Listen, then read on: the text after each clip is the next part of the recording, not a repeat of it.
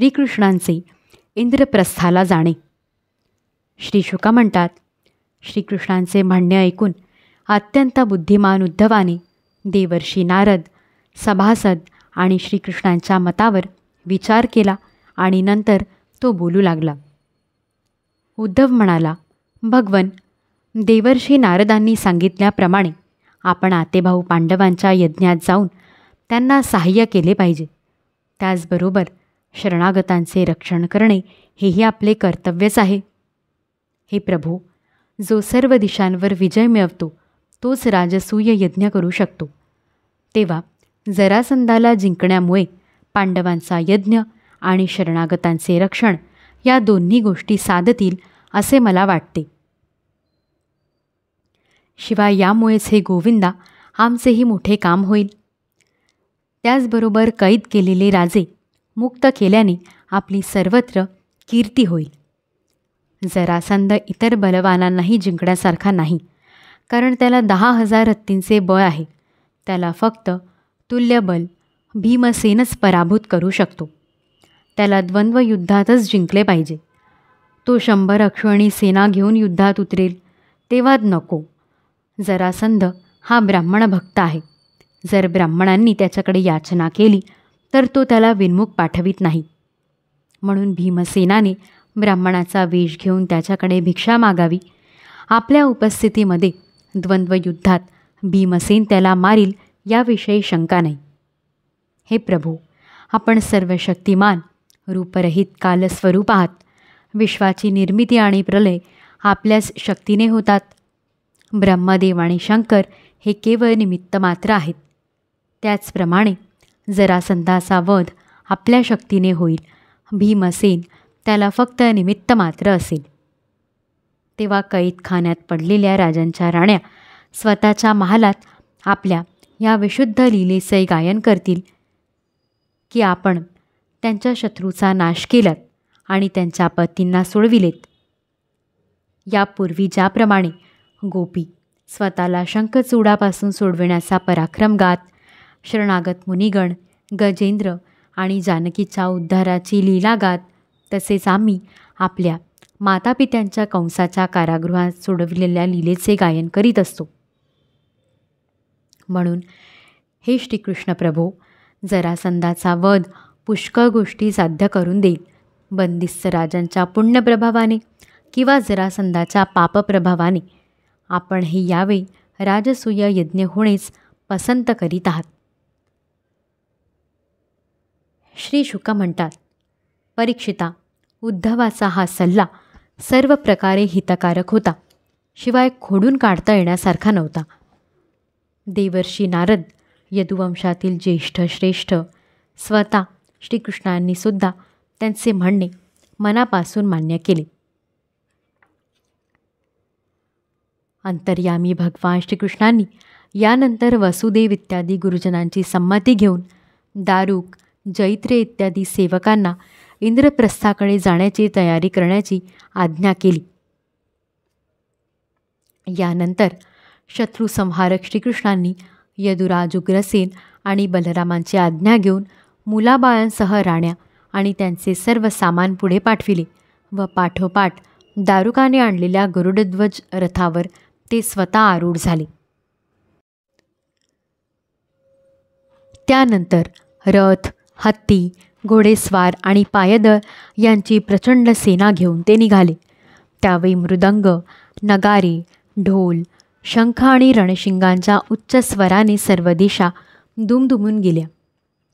रुक्मिणी इत्यादी श्रीकृष्णांच्या हजारो पतिव्रता पत्न्या आपल्या मुलांसह सुंदर वस्त्रालंकार, चंदन, फुलांचे हार इत्यादींनी नटून थटून डोल्या, रथ आणि सोन्याने मडविलेल्या पालख्यात बसून पतींच्या मागून निघाल्या.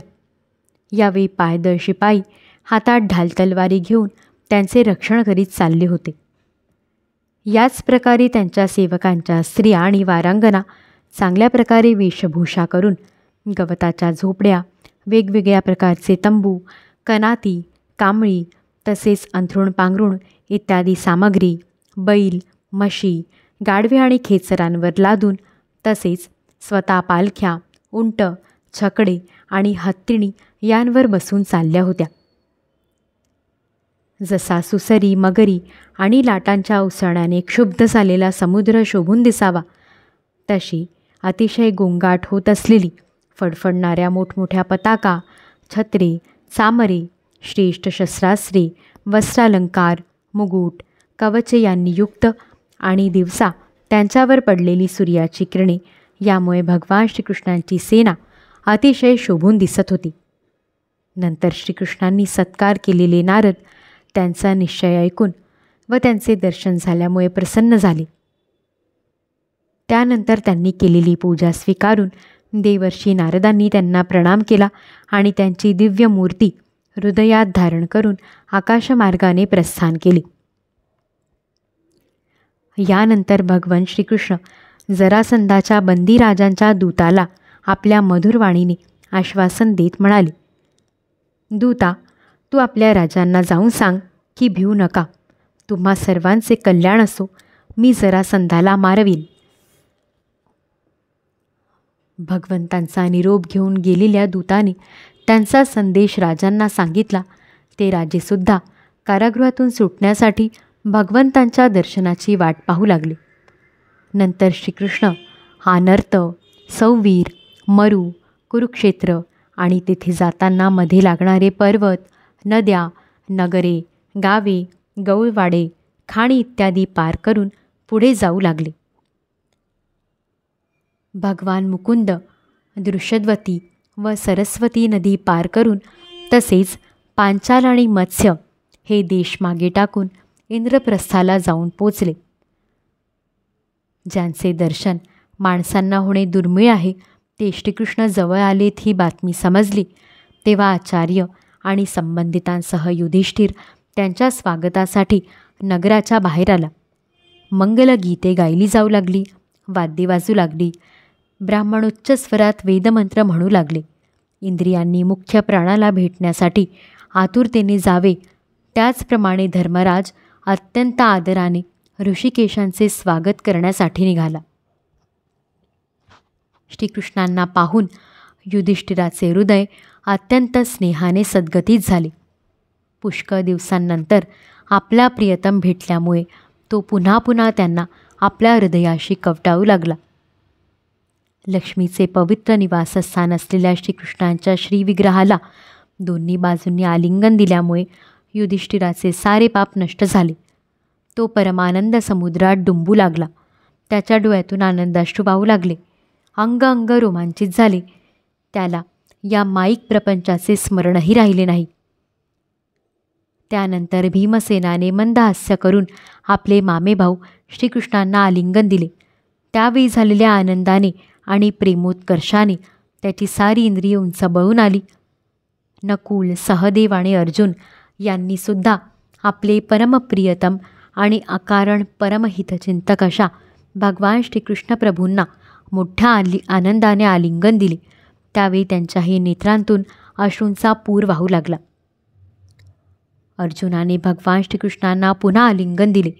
नकुल आणि सहदेवाने अभिवादन केले आणि स्वतः भगवान श्रीकृष्णांनी ब्राह्मणांना आणि कुरुवंशातील वृद्धांना त्यांच्या योग्यतेप्रमाणे नमस्कार केला. कुरु, सृंजय आणि कैकय देशांच्या राजांनी भगवान श्रीकृष्णांचा सन्मान केला आणि भगवान श्रीकृष्णांनी सुद्धा त्यांचा यथायोग्य सत्कार केला. सूत, मागध, वंदी आणि ब्राह्मण भगवंतांची स्तुती करू लागले. तसेच गंधर्व, नट, विदूषक इत्यादी मृदंग, शंख, नगारे, वीणा, ढोल आणि शिंगे वाजवून भगवान श्रीकृष्णांना प्रसन्न करण्यासाठी नाचू गाऊ लागले. पुण्यकीर्तींचे चूडामणी अशा श्रीकृष्णांनी अशा प्रकारे आपल्या सुहृद बांधवांसह सर्व प्रकारे सुशोभित केलेल्या इंद्रप्रस्थ नगरीत लोकांकडून स्तुती घेत प्रवेश केला. इंद्रप्रस्थ नगरातील मार्ग हत्तींच्या मदरसाने व सुगंधित पाण्याने सुगंधित झाले होते. जागोजागी रंगीबेरंगी ध्वज लावले होते. सोन्याची तोरणे बांधली गेली होती आणि पाणी भरलेले सुवर्ण कलश ठेवले होते. नगरातील स्त्री पुरुष स्नान करून नवीन वस्त्रे, अलंकार, फुलांचे हार आणि सुवासिक द्रव्यांनी नटलेले होते. घराघरात फुलांनी सजवलेले दिवे पेटवलेले होते. प्रत्येक घराच्या झरोक्यातून धुपाचा सुगंधी धूर बाहेर पडत होता. त्या घरांवर पताका फडकत होत्या, ज्यांच्यावर सोन्याचे कळस बसवले होते. अशी चांदीची शिखरे झगमगत होती. अशा प्रकारे वाडे असलेली पांडवांची राजधानी पाहत भगवान श्रीकृष्ण चालले होते. तरुणींना जेव्हा समजले की मानवी डोळ्यांचे पारणे फेडणारे भगवान श्रीकृष्ण राजमार्गावरून निघाले आहेत, तेव्हा त्यांच्या दर्शनाच्या उत्कंठेने त्यांच्या वेण्या आणि निरगाठी ढिल्या पडल्या. काहींनी घरातील काम अर्धवट सोडून दिले, तर काही जणी शय्येवर झोपलेल्या पतींनासुद्धा सोडून देऊन श्रीकृष्णांच्या दर्शनासाठी धावतच राजमार्गावर आल्या. सडकेवर हत्ती, घोडे, रथ आणि पायदळ सेना यांची एकच गर्दी झाली होती. त्या स्त्रियांनी गच्चांवर चढून सपत्नीक श्रीकृष्णांचे दर्शन घेतले, त्यांच्यावर पुष्पवर्षाव केला आणि मनोमन त्यांना आलिंगन देऊन प्रेमपूर्ण मंदहास्ययुक्त नजरेने त्यांचे स्वागत केले. चंद्राभोवती असणाऱ्या ताऱ्यांप्रमाणे श्रीकृष्णांच्या पत्न्यांना राजमार्गावर पाहून नगरातील स्त्रिया आपापसात म्हणू लागल्या की या भाग्यवान राण्यांनी असे कोणते पुण्य केले असावे की ज्यामुळे पुरुषोत्तम श्रीकृष्ण आपले दिव्य हास्य आणि विलासपूर्ण नजरेने त्यांच्याकडे पाहून त्यांच्या डोळ्यांना परम आनंद देत आहेत.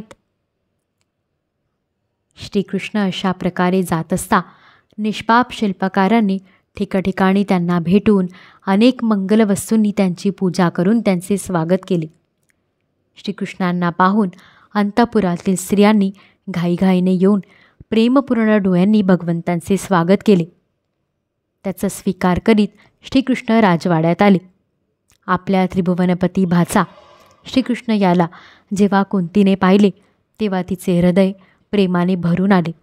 पलंगावरून उठून ती सुनांसह पुढे आली आणि तिने तिच्या भाच्याला छातीशी धरले. युधिष्ठिराने देवदेवेश्वर भगवान श्रीकृष्णांना राजमालात आदरपूर्वक आणले, पण तेव्हा आनंदाच्या भरात भगवंतांची पूजा कशी करावी हेच राजा विसरून गेला. राजा भगवान श्रीकृष्णांनी आत्या कुंती आणि वडील मंडळींच्या पत्न्यांना अभिवादन केले. त्यांची बहीण सुभद्रा आणि द्रौपदीने भगवंतांना नमस्कार केला. सासूने सांगितल्याप्रमाणे द्रौपदीने वस्त्रे, अलंकार, पुष्पहार इत्यादींद्वारा रुक्मिणी, सत्यभामा, भद्रा, जांबवती, कालिंदी, मित्रविंदा, लक्ष्मणा आणि सत्या या भगवान श्रीकृष्णांच्या पट्टराण्यांचा आणि तिथे आलेल्या अन्य राण्यांचाही यथायोग्य सत्कार केला. युधिष्ठिराने श्रीकृष्णांना त्यांची सेना, सेवक, मंत्री आणि पत्न्यांना नित्य नवे वाटेल अशा ठिकाणी आरामात राहण्याची व्यवस्था केली. अर्जुनांच्या बरोबर राहून श्रीकृष्णांनी खांडव वन देऊन अग्नीला तृप्त केले होते आणि त्यातून मयासुराला वाचविले होते. त्या मयासुरानेच युधिष्ठिराला एक दिव्य सभागृह तयार करून दिले. युधिष्ठिराला आनंद देण्यासाठी श्रीकृष्ण काही महिने तेथेच राहिले. ते अर्जुनासह वेळोवेळी रथावर स्वार होऊन विहार करण्यासाठी सैनिकांसह इतरत्र जात असत. अध्याय 71 समाप्त. श्रीमद्भागवत महापुराणे पारमहंस्या संहितायां दशमस्कन्धे उत्तरार्धे कृष्णस्येन्द्रप्रस्थगमनं नामैकसप्ततितमोऽध्यायः. ऋषिकेशमेवागमनकायजातं हरे ज्ञानतो विश्वसाक्षिन् क्षमस्वापराधं